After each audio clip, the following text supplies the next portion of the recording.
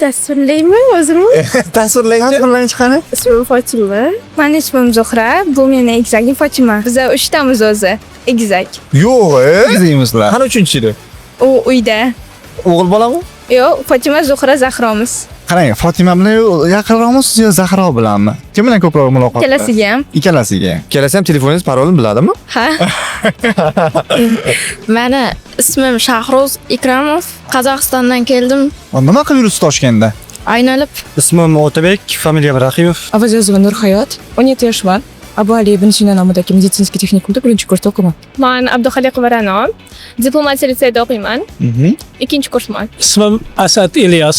O'zim Uyg'ur, Xitoydan kelganman. Samirbek, Toshkent viloyatidaman. Bugun shu IELTSga topshirishga keldim. Topshirdingizmi? Ha, topshirdim. Qanaqa javob kutyapsiz? Tayyorlangan narsam chiqdi-da. Xursand bo'lib ketdim ko'rganimdan keyin. Meni ismim Nafisa. Yoshim 18 da, hali 19 ga to'lmadim. Qo'lim ahmiyat bermayman, shoshib qo'yam. Ketdi. Ismim Aygeram. Aygerim.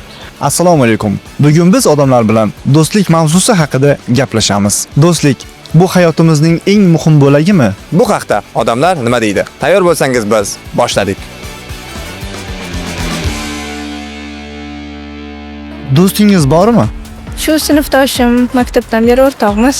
U bilan necha yildan 11 yildan beri? beri. 11 yil. Egizaklar bir-biriga do'st bo'lmaydimi?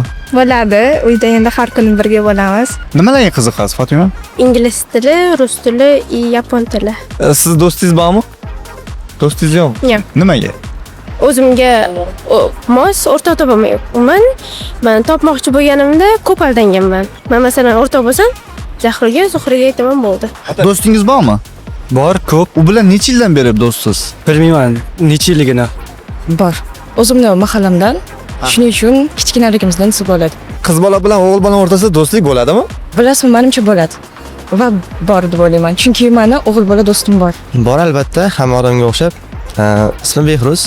Shu odamga hamma sirimni ayta olaman-da, bitta ishona olaman shunga. U bilan necha yildan beri do'stsiz? Shu 7 yil bo'ldi-yu. Do'stlarim bor. Do'stim bor.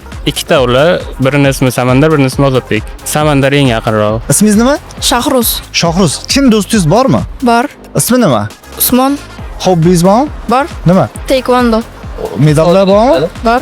Sizni yuragidan yaxshi ko'radigan odamni do'st deymiz. Lekin unday do'stlar oz bo'ladi. Siz shunday do'stingiz bormi? Bor, shunaqa do'stlarim bor. Toshkentga qancha vaqt bo'ldi ko'chib Men Toshkentga kelganimga 2 yil 4 oy bo'ldi.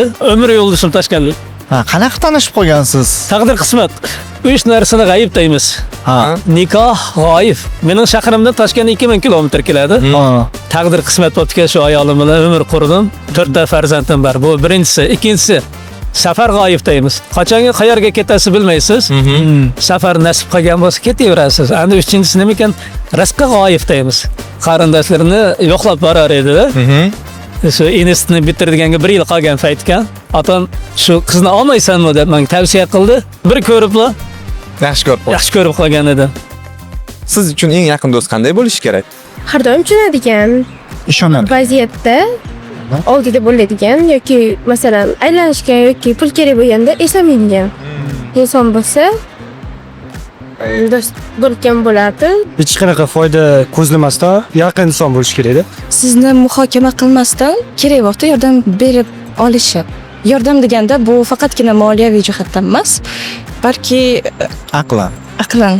Pulni ustun qo'ymaslik kerak emas. Manfaat bilan do'stlashadigan insonlar bo'lmasligi kerak. Faqat yaxshi kunida emas, yomon kunida ham oldida bo'lish kerak deb o'ylayman. Hozircha inson bo'ladimi? Bo'ladi. Shunday Rostgo'yligi. rostgo'yligi uchun. Siz bo'lmasangiz ham sizni borligingizni bilintirib turadigan do'st bo'ladi. Shoir aytadiki, do'st bilan obod uyungar bo'lsa, u vayronadir. Do'st qadam qo'ymas ekan, vayronadir kashanlar dekib.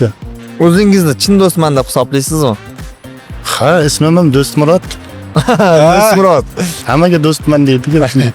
O'zingizni chin do'stman deb hisoblaysizmi? Yo'q. Nega? Chin do'st bo'lganimda u o'qishdan olib ketishiga yo'l qo'ymasdim.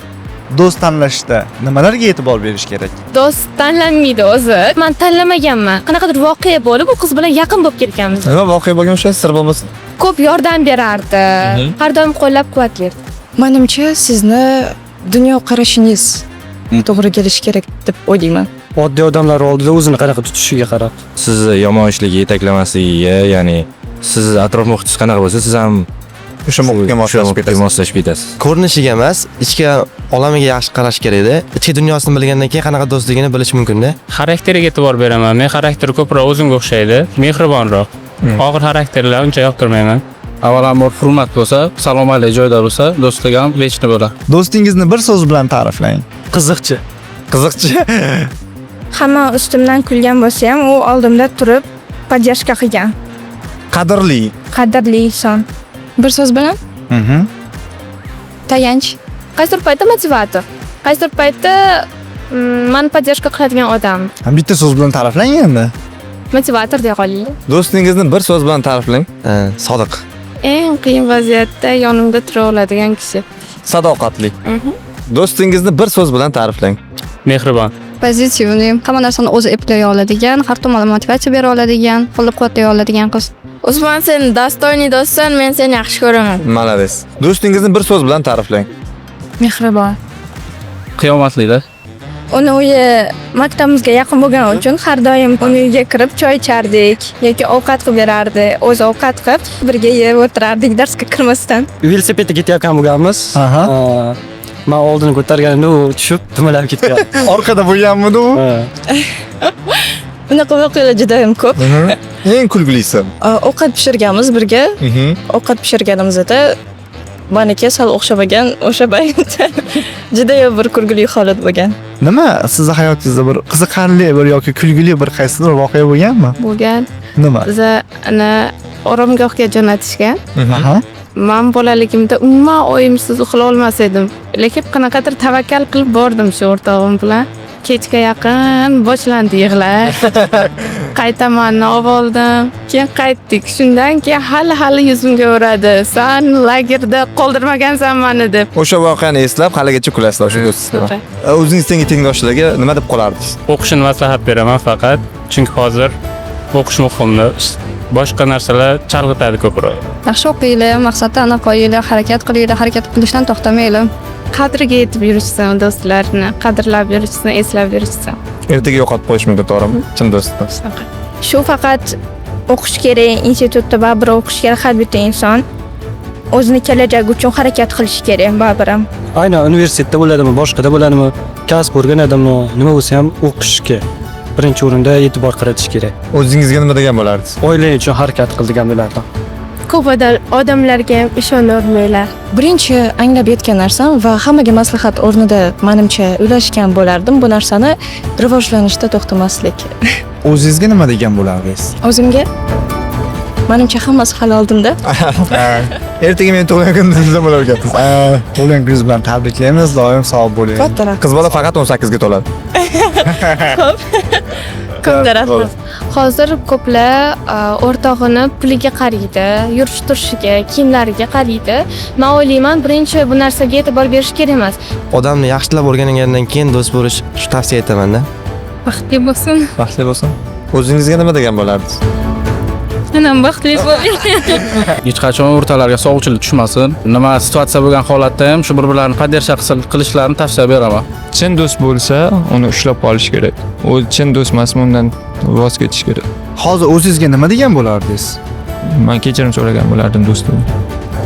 Yoningizda bo'lgan insonlarni har doim qadriga yeting. Chunki taqdir ularni qayta yubormasligi mumkin. Doim sog' bo'ling, salomat bo'ling. Hayot bu armug'om, uni bekorga sarflagim yo'q. Zotan insonga berilgan har bir kun hisobda. Odamlar nima deydi? Sog' bo'ling, salomat bo'ling.